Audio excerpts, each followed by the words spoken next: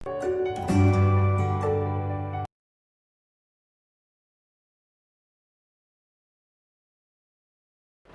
Morning student, बेटे स्वागत है आपका त्रिवेणी मेमोरियल सीनियर सेकेंडरी स्कूल की ऑनलाइन क्लासेस में। तो आज मैं आपको कक्षा 4 के लिए आपका पाठ 8 करवा रही हूँ, जो आपकी पाठ्य पुस्तक रिमझिम से लिया गया है। तो ये एक पाठ नहीं है, ये एक कविता है और कविता का जो शीर्षक है वो है कौन। ठीक है, काफी बच्चों ने ये पहले भी पढ़ रखी होगी कविता, लेकिन कुछ बच्चे हैं जिन्होंने ये पहले नहीं पढ़ी है। तो कई बार आपने देखा होगा, बच्चे अक्सर आपकी कार्टून मूवीज देखते हैं या सीरियल देखते हैं, तो उसमें देखते हो एक आध बार ऐसा सीरियल या ऐसी मूवी आ जाती है कि आपको बार बार कुछ घटनाएं होती नजर आती है, लेकिन आपको वो इंसान, वो जीव नजर नहीं आता जो ये सब कर रहा है। तो आप उसको और भी इंटरेस्ट लेके देखते हो, और भी इंटरेस्ट लेके समझते हो आखिर ये सारे के सारे घटनाएं कर कौन रहा है। तो आज ये इसी टाइप की एक रचना है, एक कविता है, जो कि कवि सोहनलाल द्विवेदी जी की तरफ से लिखी गई है, जिसके बारे में मैं आज आपको बताऊंगी।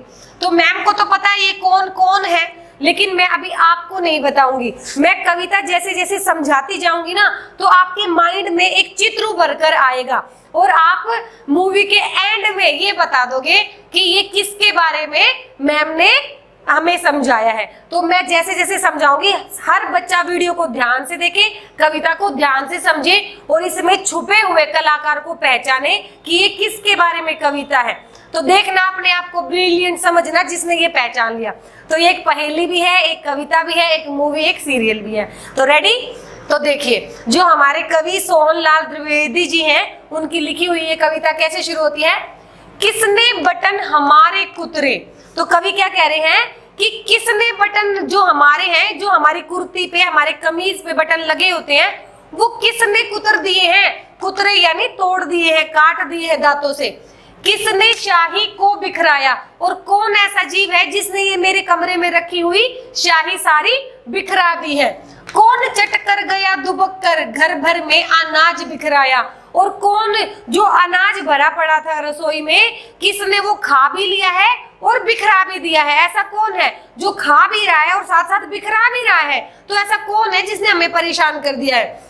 दोना खाली रखा रह गया, कौन ले गया उठा मिठाई। कल तो मैंने अपने कमरे में टेबल पे मिठाई रखी थी और मैंने उस पे प्लेट भी ढकी थी, लेकिन ये कौन सा जीव है जो इसको उठा के खा भी गया है और दोने को खाली भी छोड़ गया है। दो टुकड़े तस्वीर हो गई, किसने रस्सी काट बहाई। यानी कि मैंने एक जो तस्वीर थी अपने कमरे में एक रस्सी से टांग रखी थी, अब कौन है ये जिसने रस्सी को काट दिया और इस तस्वीर को नीचे ही गिरा दिया है। कभी कुतर जाता है चप्पल, कभी कुतर जूता है जाता। कभी तो मेरी चप्पल को कुतर जाता है, कभी मेरे जूते को कुतर जाता है। कितने जूते और चप्पल नहीं खरीदूं मैं, हर रोज का काम हो गया है। कौन है ये जो ऐसे काम करता है। कभी खलीता पर बन आती, अनजाने पैसा गिर जाता। और कभी तो हद हो जाती है, मेरे परस को ही कुतर देता है, परस को ही खा जाता है, और परस कुतरने के बाद पैसे वहां से निकलने शुरू हो जाते हैं। मेरे तो जान पे बनाती है जब मैं कोई चीज खरीद लेती हूँ और वहां पे पैसे देने पड़े और वहां मेरे पर्स में पैसे ही नहीं मिलते। तो पता नहीं इस कितने, कौन ऐसा है जिसने इतना परेशान कर रखा है। किसने जिल्द काट डाली है, बिखर गए पोथी के पन्ने। यानी कि ये जो है जीव कौन सा है जिसने की पोथी होते बेटा धार्मिक ग्रंथ की जो मोटी मोटी पुस्तकें होते हैं, या कोई भी पुस्तक जिसे आप इंटरेस्ट लेके पढ़ते हैं, तो कौन है ऐसा जिसने जिल्द को इतना काट दिया है कि पन्ने अलग अलग हो गए हैं। समझ ही नहीं आ रहा कौन है ये। रोज टांगता धो धो कर मैं, कौन उठा ले जाता छन्ने। अभी छन्ने क्या है? बारीक कपड़ा जिसको आप पानी छानने के लिए या किसी भी वस्तु को छानने के लिए प्रयोग करते हैं। तो पतला सा कपड़ा मैं हर रोज टांग के सुखाता हूँ, लेकिन पता नहीं कौन उठाकर भाग जाता है उसको। कुतर कुतर कर कागज सारे, रद्दी से घर को भर जाता। मेरे जितने भी जरूरी कागज है ना, सारे कुतर दिए हैं इसने और सारे घर को भर डाला है। पता ही नहीं है कौन कुतरे जा रहा है, मुझे तो समझ ही नहीं आ रहा है कौन कुतर रहा है। कौन कबाड़ी है जो कूड़ा दुनिया भर का घर भर जाता। ये तो मुझे लग रहा है कोई कबाड़ी है जो पूरे घर में पूरा कबाड़ा ही भर देता है, पर मुझे समझ ही नहीं आ रहा है। मैं आइडिया लगा रहा हूँ कि कबाड़ी है, पर कबाड़ी ऐसे रात को कैसे आ जाएगा। तो कौन है ये समझ ही नहीं आ रहा। कौन रात भर गड़बड़ करता, हमें नहीं देता है सोने। रात भर कुछ ना कुछ शोर शराबा करता ही रहता है, पूरी रात सोने ही नहीं देता है। समझ में नहीं आता है कौन घर में घुसा हुआ है जो रात भर शोर मचा रहा है। खुर खुर करता इधर उधर है, ढूंढा करता छिप छिप कोने। और जब हम उठते हैं देखने के लिए, पता नहीं किस कोने में छुप जाता है, पता नहीं ये कौन है, समझ ही नहीं आ रहा है, किसी बच्चे को समझ में नहीं आ रहा है। रोज रात भर जगता रहता, खुर खुर इधर उधर है धाता। अब ये धाता क्या है? दौड़ता, यानी कि रोज रात भर इधर उधर घूमता है और दौड़ता रहता है। बच्चों उसका नाम बताओ, कौन शरारत यह कर जाता। ये लाइन आप सबके लिए है कि बच्चों उसका नाम बताओ, जो इस पूरी कविता में दौड़ भाग कर रहा है, सबके जूते चप्पल पर्स कुतर रहा है, कौन है वो? कौन शरारत यह कर जाता, जिसने ये पूरी कविता में शरारतें की हैं, ऐसा कौन है? तो आप बच्चों को ये बताना है। तो मोस्टली बच्चों को समझ में आ गया होगा कि मैम किसके बारे में कह रही है। तो ये कौन निकला? यस, वेरी गुड, ये निकला चूहा। पता चल गया ना कविता किसके बारे में छुपी हुई थी। वेरी गुड बेटा, चूहा जिसका आंसर है वो ब्रिलियंट है। ठीक है, यानी कि मूवी चली हुई है, आपको शीर्षक समझ में आ जाता है, कैरेक्टर समझ में आ जाता है, तो आप ब्रिलियंट हो। तो चूहा इसका उत्तर हो गया। ठीक है, तो आपको पता चल गया कि आपके घर में जब चूहा घुस जाता है तो कितनी गड़बड़ मचा देता है। कागज काट देता है, चप्पल जूते काट देता है, पर्स काट देता है, कपड़े काट देता है, तस्वीरें काट देता है, सब कुछ काट देता है, सोने भी नहीं देता, और पकड़ो तो भाग भी जाता है ना। तो यहीं से हम इसके शब्दार्थ करेंगे और यहीं से हम उसके प्रश्न उत्तर करेंगे। तो सबसे पहले है कुतरना, यानी बारीक दांतों से काटना। फिर है बिखराया, यानी फैला देना। दुबक कर, यानी छिप कर। उसके बाद है खाली, यानी कि किसी बर्तन में कुछ ना होना, उसे खाली कहेंगे। तस्वीर, जो आपकी पिक्चर होती है, तस्वीर जो जिसमें आपके बारे में मूर्त, आप सिर्फ इसको मूर्त बोलेंगे, मूर्ति जिसको होती है। ठीक है, उसके बाद है, देखते हैं, खलीता। खलीता क्या होता है? आपका पर्स। ठीक है, बैग आप बोलते हो, पर्स बोलते हो।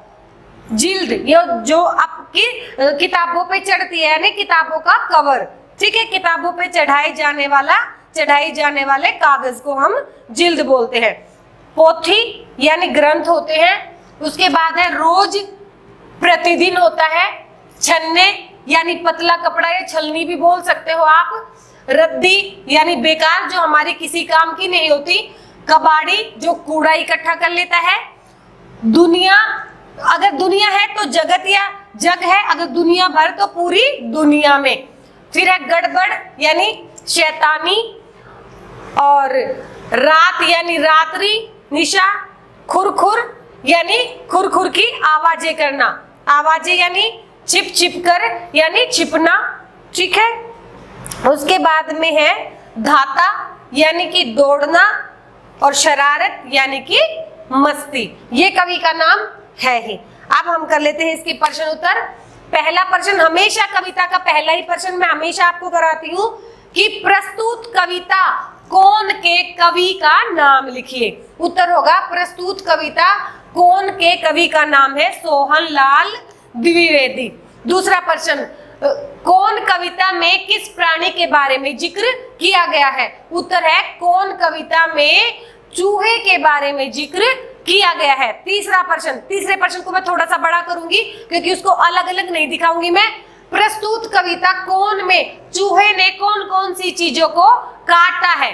तो उत्तर है प्रस्तुत कविता कौन में चूहे ने बहुत सारी चीजों को काटा है, जैसे तस्वीर को, मिठाई की खाली दोने को नहीं, मिठाई को ले लिया है, अनाज की बोरियों को काट दिया है, चप्पल, जूते और खलीता यानी पर्स, जिल्द, पन्ने, पोथी, बहुत सारी चीजें यहाँ पर। फिर छन्ने, कागज।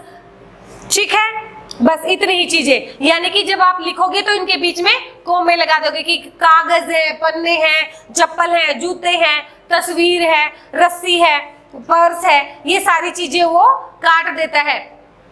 तो यानी कि इन सभी प्रश्न उत्तर को अलग अलग ना करके हम एक में ही दिखा सकते हैं। तो ये हो गए आपके प्रश्न उत्तर। इसमें और अधिक प्रश्न उत्तर नहीं बनेंगे, लेकिन सिर्फ हम इसके बारे में, चूहे के बारे में पूछ सकते हैं। कि चूहा यहाँ पर कविता में क्या क्या शरारतें करता दिखाया गया है। तो आप 1, 2, 3, 4 जितनी भी शरारतें आपको याद हो एग्जाम टाइम में वो आप वहां पर हाईलाइट कर सकते हो। मेन तो क्या है, इसमें किसके बारे में बताया गया है, फिर उसके कवि कौन है और उनकी कौन कौन सी शरारतें। अब कौन कौन सी में तो हम कितने भी प्रश्न बना सकते हैं और इनके जो शब्दार्थ है वो भी मैंने आपको हाईलाइट करवा दिया है। तो उम्मीद है आज की कविता आपको काफी अच्छे से लगी होगी, काफी रुचिकर है। बेटा इसके शब्दार्थ को आप लिखित अभ्यास जरूर करें और आप जब भी इस कविता की वीडियो देखें तो आप अपना लिखित अभ्यास करते हुए अपने जो पाठ्य पुस्तक रिमझिम है उसके अभ्यास को करने का स्वयं अभ्यास करें, यानी कि अपने आप से करने की कोशिश भी करें। तो आज की कक्षा में बस इतना ही। आप इस वीडियो को देखें और इसको जरूर दोबारा से करें। Okay, thank you.